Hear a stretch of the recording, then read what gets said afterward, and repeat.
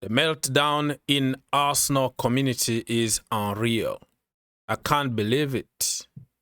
Like a friendly game, I completely understand that there is no friendly games between Arsenal and Tottenham Hotspurs, but to react that way, I don't know if some people are just using clickbait, using the anger to try to get views and clicks, because some of the clips that I saw after this game between Arsenal and Tottenham, it's just ridiculous. Like, you can't get to that level. Yes, you might be disappointed because you want to win every single game, even in preseason. But getting to that level of, I'm not enjoying Arsenal and stuff like that. Wow. Like yesterday, you were praising the preseason and how awesome your team been and how Viktor Gyökeres is the missing piece, and all of a sudden you just switched. It's just ridiculous in my humble opinion. So we're gonna discuss about Arsenal and Tottenham Hotspurs. North London derby away, the first one in Hong Kong. 1-0 to the Spurs. Wonderful goal from Pap Matar halfway line. Wow, what a goal. It reminds me of Moses Caicedo when he scored, I think it was against Bournemouth or whatever team it was, a couple of seasons ago. Very good. And Arsenal players and fans are complaining about potential fouls in the build-up.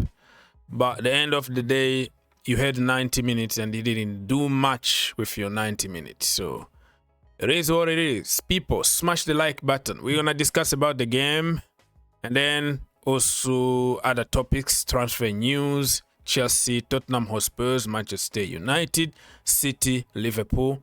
Stay tuned until the end, all right? And click the like button because it doesn't cost you anything. It's going to take you just 1 second.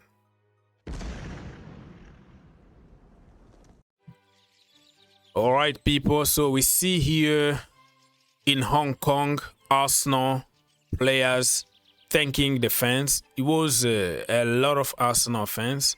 There were more than Tottenham's fans in the stadium. But it doesn't matter because Tottenham, they won. They took it seriously. They went for it. They went for a derby. I even saw Porro. I think Porro, right? He pushing Mikel Arteta just a little bit of, this is derby that we are playing here. So good for them. Good for Tottenham Hotspurs. This is the bragging right. It's nothing. If you look at it from a bigger perspective, it's nothing. But at the end of the day, you have to win your games for feel-good factor for bragging right. You see, they made Arsenal watch Tottenham lifting the trophy. Mickey Mouse trophy or whatever it is. You know, the Audi Cup. Remember, people used to make fun of Audi Cup. Harry Kane only won the Audi Cup. But, hey, it's something. It's not something that you're going to celebrate or whatever. But you just beat Arsenal. That is the most important for Tottenham Hotspurs fans.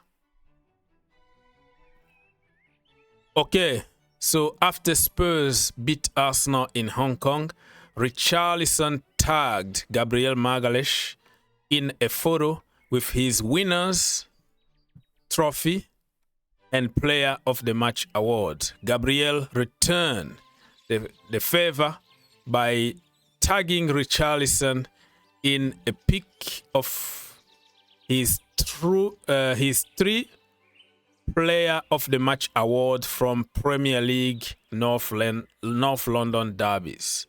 So he won 3 man of the match against Tottenham Hotspurs. So a little bit of banter between friends who play in the same national team.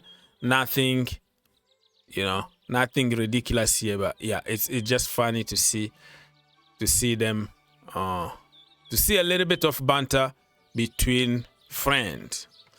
Breaking news: Viktor Gyökeres has instructed his agent to to contact Manchester United to see if the club are still interested in signing the player this summer. More to follow. Banter again. People are calling Gyökeres 001. They're waiting for him to go 7 games without scoring so they can call him 007. Wow, banter. Suddenly, Spurs can't stop winning. So Tottenham Hotspurs, in their page on Twitter, they said, another one for the trophy cabinet. Shameless. Champions of Hong Kong. And remember, Arsenal are champions of Singapore. Nobody really cares about the preseason trophies, but when it comes to a London derby, it's the bragging right. Let's move on and talk about some transfer news here. Tottenham Hotspurs, you saw them today, well organized, well coached by Thomas Frank. They are trying to add some key players in key positions. Next season is going to be very interesting for the Spurs. Even though they lost on Gibbs White being taken to hostage apparently, and now they are moving to other target. The first one we're going to discuss is Joao Palhinha from Vincent Kompany's Bayern Munich. Remember, Tottenham Hotspurs got some very good relationship with Bayern because Harry Kane, they signed some kind of deals to play every single season, friendlies and whatever. So I'm taking this seriously. Ben Jacobs said that an approach been made. Fabrizio Romano reported the same thing. So I think he's going to be a very good, solid Premier League player. You know, he used to play for Fulham, right? Before making the switch to Bayern Munich, but it looks like it's not really working for him over there. All right, Tottenham Hotspurs again, according to Santi. Santi is a very, very good source. He said that Tottenham are in talk with Juventus over the transfer of Randall Kolo Muani. I don't know. Talk with Juventus. I don't know if he belongs to Juventus. I think he's still a PSG player, right? But I don't know if the deal or the transfer or the loan was for 2 years. I'm a little bit confused on this one. Get in the comment, let me know if this is... Oh, let me read the whole thing before I start talking. Maybe it explains itself. PSG and Juventus still cannot reach an agreement. And the discussions are at a stall. Literally, that's what that means.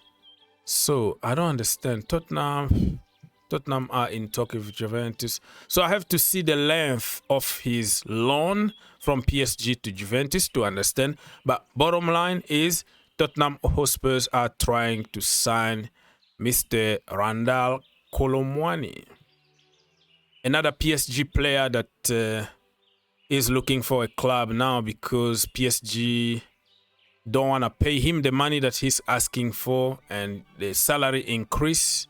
They put him in some kind of performance-related wages. So he doesn't want to be in that kind of structure. But PSG are trying to change their wage structure. Now they are paying people, like there is a fixed salary, right? And the rest is bonuses based on your performances. And Donnarumma said no. He has 1 year left on his contract. He is on more than 10 million a season. PSG are trying to take that money down. They're trying to pay him 7 million guarantee and 3 other million on performance related. And Donnarumma is like, no. So he can afford to stay for 1 more season and leave as a free agent next season, just the way he did at Milan. So he won't hesitate to sit, get his money, and then move as a free agent, go somewhere next season, and got a big sign-in fee. So keep an eye. Nobody is gonna pay him 10 million a season, unless if something changed at Manchester United or something. I don't see him making a move, and he's gonna be number 2 because PSG just bought Chevalier, and Chevalier is a guy that can play Luis Enrique's system. He can play from the back. Donnarumma can't kick the ball from the back, so he's gonna be number 2, but still a very good goal shot stopper. If you keep him simple, old school goalkeeper, he's absolutely amazing. But if you ask him to pass out from the back, it's going to be a problem. All right, let's move on. Marc Guiu from Chelsea to Sunderland. Here we go. Loan, no obligation or option to buy. Straight loan, and they are going to cover his entire salary. Good luck to him. Chelsea are expected to make a move, make a bid for Alejandro Garnacho, and this bid has nothing to do with Xavi Simons. They want both, and it looks like Chelsea are going to sign Garnacho regardless of Chelsea fans' protest on social media.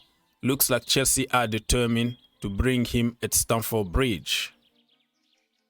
Crystal Palace have informed Arsenal they will have to pay 35 million up front to sign Eze, and the rest of the money is going to be divided over the years because the package is going to be 67.5 million. That is the release clause. So Arsenal today, you can tell what they are missing. Somebody who can create for the striker. So somebody like Eze is going to take Arsenal to the next level. But the money is too much. I don't think they're going to pay that kind of money. Let's wait and see what is going to happen. Breaking news. Chelsea believe they can seal a deal for Xavi Simons. Very, very soon. Fingers crossed. It's going to be a big surprise, just the way it was yesterday for Hato. Hato went quiet for a little while, and boom, here we go. So Chelsea are really going to be dangerous next season. Rasmus Højlund, looks like some kind of swap deal is happening here, where we can see Benjamin Šeško going to United and Rasmus Højlund going to RB Leipzig. Keep an eye on that because it looks like United are pushing and pushing hard to get Sesko. Alexander Isak is missing. He's not training. He is now in Spain training with his former club, Sociedad. I don't understand what's going on, but I don't think he's showing any kind of respect to Newcastle. Let's be honest, Newcastle United put Isak on the map. Yes, he was a good player, but to be the great player that he has today, thank you to Newcastle United. So not showing in training and pretending that you respect the club is hypocrisy.